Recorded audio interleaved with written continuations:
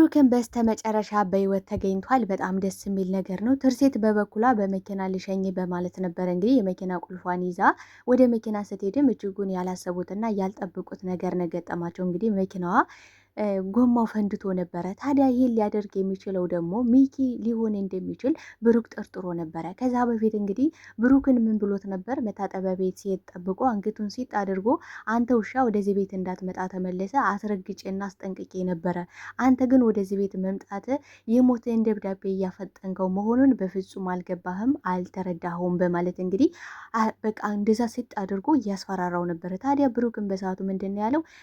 ሁለተኛ ልጆች እንዳይታመሙ ብትጸልይ ይሻላል፣ ያ ካልሆነ ግን ከባድ ነገር ውስጥ ልንገባ እንችላለን ብሎ ነግሮት ነበረ። ታዲያ አሁን ላይ እንግዲህ ወደ ጎዳና ህይወቱ ብሩክ ሲመለስ ሚኪ የሆነ ነገር እንዳዘጋጀለትና መንገድ ላይ ጠብቆ የሆነ ነገር ሊያደርገው እንደሚችል ገብቶት ነበረ።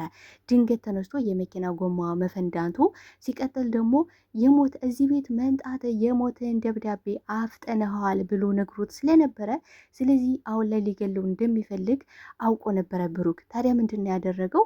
ብሩክ ሀሳቡን ቀይሮ ነበረ ማለት የሄደ መስሎ መንገድ ቀይሶ ነበረ የሄደው። ከዛ በፊት ደግሞ ሚኪ ምን ብሎ ነበረ? ከኛ ቤት ሲወጣ ጠብቀ ብሩክን እንድትገለው ፈልጋለሁ ብሎ ለተከስተ ነግሮት ነበረ። ተከስተ በአካል አሁን ላይ ብሩክ ምን አይነት ሁኔታ ላይ እንዳለ አያውቅም። ብሩክ አሁን ላይ በጣም ተጎሳቁሏል፣ ደክሟል። የሚኖረው ጎዳና ላይ ስለሆነ በደንብ አሁን ላይ ፊቱን አያውቀውም። የሚያውቀው ከ5 ዓመት በፊት ነበረ። ታዲያ ተከስተ የሆነ ሰው እንደገደለ ይታወቃል። ግን ማንን እንደገደለ አሁን ላይ በፍጹም የሚታወቅ ነገር የለም። ብሩክ በበኩሉ የሚጠብቀኝ አይተኛም ብሎ ከዚህ በፊት ለሚጡ ነግሯት ነበረ። እኔን የሚጠብቀኝ በፍጹም አይተኛም፣ ስለዚህ ስለ እኔ መጨነቅ የለብሽም ብሏት ነበር። እሷም በበኩሏ አሳልፋ ስለሰጠሽው ትልቅ ጸጸትና እንዲሁም ደግሞ ሀዘኔታ ተሰምቷት አሁን ላይ እያለቀሰች ትገኛለች። ታዲያ አባቷን ጋሽ ዘነበን እየወቀሰች ነው የምትገኘው። በአንተ ምክንያት ነው ብሩክ የሆነ ነገር ቢደርስበትና የሆነ ነገር ቢሆን ከአንተ አናት አልወርድም እያለች እንግዲህ ሌት ተቀን እያለቀሰች ትገኛለች። ታዲያ ሚኪም ደስታውን ለማክበርና እንዲሁም ደግሞ ጧት ላይ ከተከስተ ጋር ተገናኝተው ትርሲት የሰጠሽውን ገንዘብ ነበረ ማለት ለታክሲ ሆነ ብላ የሰጠሽውን ገንዘብ እሱን ቁርስ እንበላበታለን ብሎ ሚኪ በደስታ ነበረ ፍንድቅድቅ ሲል የነበረው፣ በደስታ ተውጦ ነበረ። ደስታቸውን ለማክበር በሚሄዱበት ሰዓትም ሚኪ እጅጉን ያላሰበውና ያልጠበቀው ነገር ነበር የገጠመው። የሞተው ብሩክ ሳይሆን ሌላ ሰው ሆኖ ተገኝቷል። ለሱ ደግሞ ይሄ ነገር በጣም ከባድና እንዲሁም ደግሞ ከተከስተ ጋር ለአንዴና ለመጨረሻ ጊዜ የሚለያዩበትና የሚጣሉበት እንዲሁም ደግሞ በመካከላቸው ሌላ ክፍተትና ሌላ ችግር ተፈጥሯል። ይሄ ነገር ደግሞ ለብሩክ እጅግ በጣም ወሳኝና አሪፍ ነገር ነው ብዬ አስባለሁ። ታዲያ በዚህ ጉዳይ ላይ ምን ተፈጠረ? ትርሲት ይሄን ነገር ስትሰማ ምን ሊሰማት ይችላል? ምን ተፈጠረ የሚለውን ነገር የምናወራ ይሆናል። ሰላም ጤና ይስጥልኝ ውድና የተከበራችሁ ቻናል ቤተሰቦች፣ ተወዳጁን ድራማ ከ20 ቀጣይ ክፍል ወደ እናንተ ይዤላችሁ መጥቻለሁ። በዚህ ክፍል ላይ ብዙ ነገሮች ተፈጥረዋል። ቀጣይስ ምን ሊፈጠር ይችላል የሚለውን ነገር የምናወራ ይሆናል። ታዲያ ተወዳጆቼ ቪዲዮን ስትጀምሩ ላይክ እንድታደርጉና እስከ ቪዲዮ ፍጻሜ አብራችሁ እንድትቆዩ በአክብሮት ጋብዛችኋለሁ። ታዲያ ሚጡ የጋሽ ዘነበ ልጅም በጣም ተጸጽታ ነበረ። ማለት እንግዲህ የብሩክ ልጅ በጠና ታማለች፣ ምግብ እየበላች አይደለም። እሱ ካልመጣ በቃ ልጄ ትሞታለች፣ ልጄ ደግሞ ከሞተሽ አንቺን ልክ እንደ ደመኛ ሊያይሽ ይችላል። ብሩክን የምትወጁ ከሆነ ልጁን ማዳን አለብሽ ብለው እንግዲህ በጣም ነበረ ያዋከባት። እሷም ደግሞ ግዴታ ልጁን ማንኛውም ሰው ሊያደርግ የሚችለውን ነገር ነው ያደረገችው። በእርግጥ ብሩክ በሰዓቱ በጣም ነው የተናደደባት። ቆይ ሚጡ እንዴት እንደዚህ ታደርጊኛለሽ? እኔ እኮ አምኜሽ ነበረ። እኔ እኮ ልክ እንደ ራሴ ነበር ያየሁሽ።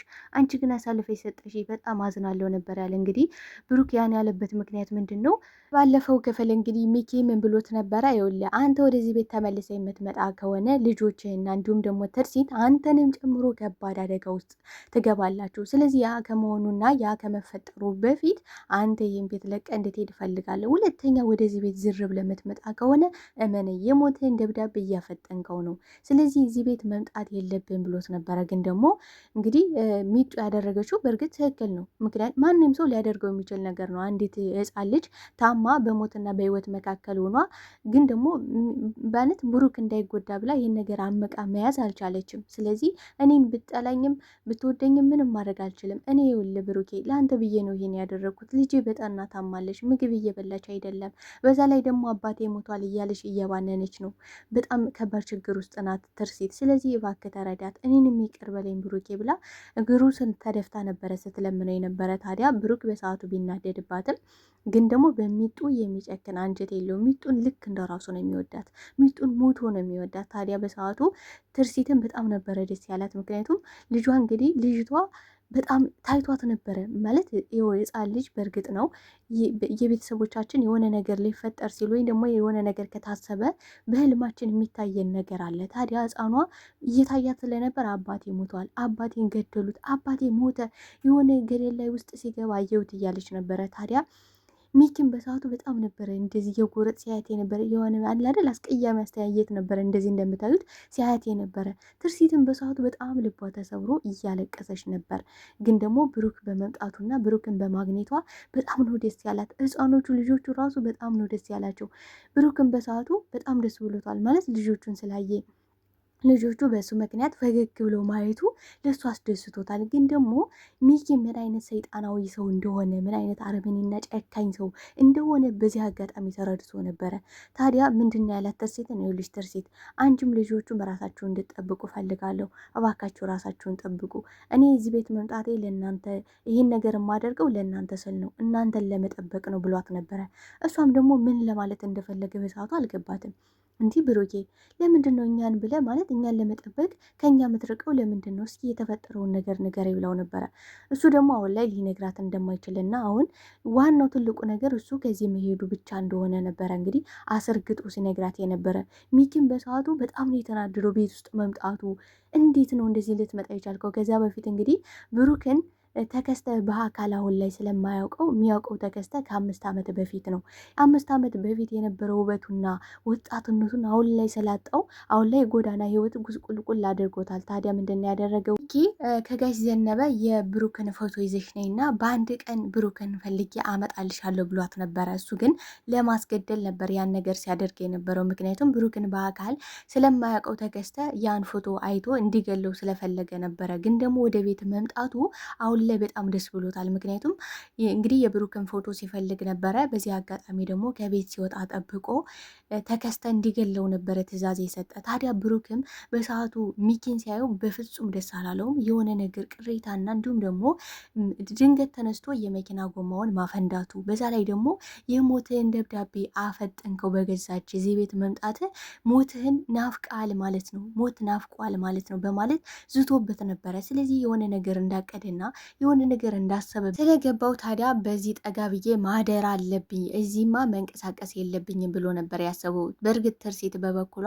ትልቅ ስህተት ነው የሰራችው። ምክንያቱም መኪና ጎማዋ ድንገት ተነስቶ ሊፈነዳ እንደማይችል ማወቅ ነበረባት። በእርግጥም ማንኛውም ሰው ሊያደርገው የሚችለው ነገር በዛ ሌሊት የልጆቿ አባት ድንገት ወጥቶ ሲሄድ ይህን ነገር መፍቀድ አልነበረባትም። ለምን ብላ አፋጥታ ብሩኬን ልጠይቀው ይገባ ነበር። በእርግጥ ብሩክ ከነሱ ደህንነት አንጻር ምንም ነገር ሊነግራቸው ፈቃደኛ አልሆነም። ግን የሚኪ መኪና አለ አይደለ? የሚኪ መኪና አስነሳና አብረን ወስደን አረሰነው እንምጣ ማለት ትችል ነበረ።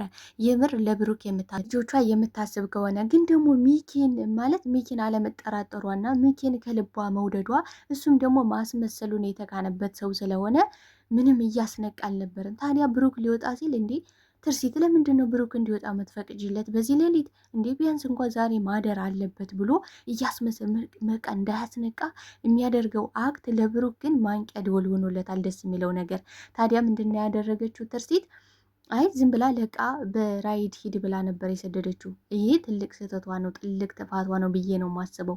ታዲያ እናንተ ብትሆኑ ምን ታደርጉ ነበረ? ተወዳጆች በትርሲት ቦታ እናንተ ብትሆኑ ምን ልታወሰኑና ምን ልታደርጉ ትችላላችሁ? አሁን ላይስ ታዲያ ትርሲት ሚኪ ብሩክን ሊያስገድለው እንደነበርና እንዲሁም ደግሞ እንግዲህ ሚኪ ሌላ ሰው እንዳስገደለ ስትሰማ ብሩክ ደግሞ በህይወት መኖሩ ታዲያ ይሄ ነገር ምን ሊፈጥር ይችላል ብላችሁ ታስባላችሁ? ቀጣይ ምን ሊሆን ይችላል ማለት ቀጣይ የተከስተና እንዲሁም ደግሞ የሚኪ ሁኔታ እጣ ፈንታቸው ምን ይሆናል ብላችሁ ነው የምታስቡ? እውነት የሚጠብቀው አይተኛም ብሩክን። ብሩክ የሚተማመንበት ቤተሰብ ወይም ደግሞ ሌላ ነገር ባይኖረው ግን ደግሞ የሚተማመንበት አምላክ አለው። የሚጠብቀው አልተኛም። ከዛ ከሞቷል ከተባለበት ከ5 ዓመት በኋላ መጥቶ ሁሉ ነገሩን ተነጥቆ ሁሉን ነገሩን ተቀምቶ እንግዲህ ጎዳና ህይወት እንኳን እንዳይኖር አልተፈቀደለትም። አሁን እያሳደዱ ነው የሚገኘው ሚኪ ምን አይል ራስ ወዳድና ምን አይል አረመኔና ጨካኝ እንደሆነ በዚህ እንግዲህ ለገንዘብ ብለው ሰዎች ምን ያህል ርቀት ሊጓዙ እንደሚችሉ ይህ ትልቅ ማስተማሪያ ነው ብዬ ነው የማስበው። ታዲያ ተከስተም ዝም ብሎ